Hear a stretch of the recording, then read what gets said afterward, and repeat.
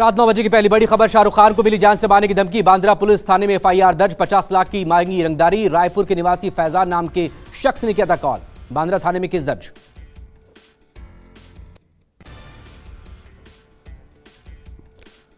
Mumbai police ने शाहरुख खान को धमकी देने के मामले में मोहम्मद फैजान खान को नोटिस भेजा। मोहम्मद फैजान ने कहा, मेरा फोन 2 नवंबर को चोरी हो गया था और मैंने पुलिस स्टेशन में शिकायत दर्ज करवाई थी।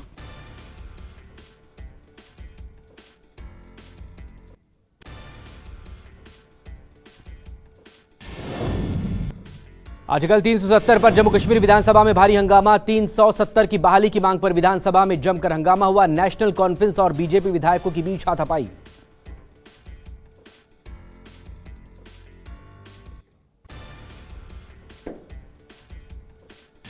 जम्मू कश्मीर विधानसभा में हुए हंगामे पर स्मृति ईरानी ने कहा, अनुच्छेद 370 कभी पुनर्स्थापित नहीं होगा। भारत को विभाजित करने का उनका प्रयास सफल नहीं होगा।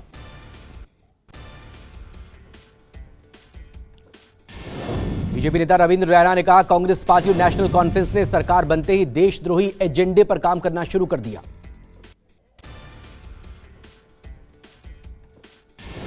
मोहन भागवत का बड़ा बयान। कहा, देश में धर्म अधर्म की लड़ाई चल रही है। भारत को दबाने की कोशिश सफल नहीं होगी। साथ ही उन्होंने सनातन धर्म की रक्षा के प्रति समर्पण की बात पर जोर दिया।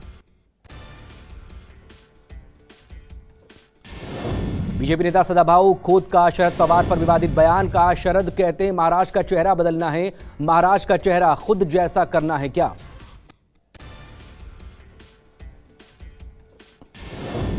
शरद पवार पर दिए बयान पर अजीत पवार ने आपत्ति जताई। कहा, पवार साहिब के बारे में सदाभाऊ खोत का बयान बेहद गलत और निंदनीय। इतने निचले स्तर पर पवार साहब की व्यक्तिगत आलोचना करना अस्वीकार्य। शरद पवार पर बीजेपी नेता सदाभाऊ खोत के विवादित बयान के बाद एनसीपी पार्टी में जबरदस्त गुस्सा। पुणे में एनसीपी कार्यकर्ताओं ने सदाभाऊ खोत के खिलाफ जमकर विरोध प्रदर्शन किया। एनसीपी कार्यकर्ताओं ने सदाभाऊ के पोस्टर को जमीन पर रखकर कड़ा विरोध जताया।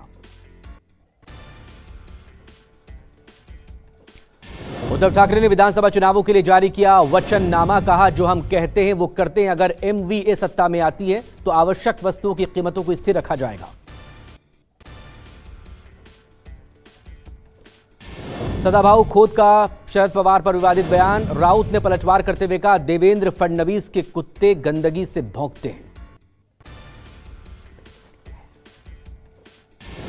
महाराष्ट्र में चुनाव प्रचार करेंगे राहुल और प्रियंका। 12 नवंबर से राहुल गांधी 4 दिनों तक प्रचार करेंगे। 13 से 17 नवंबर तक चुनाव प्रचार करेंगी प्रियंका गांधी। पराली जलाने पर केंद्र सरकार ने बढ़ाया जुर्माना। 2 एकड़ से कम जमीन पर 5,000 का जुर्माना, तो वहीं 5 एकड़ से ज्यादा जमीन पर पराली जलाने पर जुर्माने की राशि बढ़ाकर 30,000 रुपए की गई। अमित शाह ने कहा, मोदी के प्रधानमंत्री बनने के बाद देश आतंकवाद के खिलाफ एक ठोस रणनीति के साथ आगे बढ़ रहा है। दिल्ली में वायु प्रदूषण ने खराब की हालत। AQI पहुंचा 400 के बाद, जबकि कुछ इलाकों में स्थिति और भी गंभीर। आनंद विहार में एयर क्वालिटी इंडेक्स 425 और वजीरपुर में 428 दर्ज किया गया।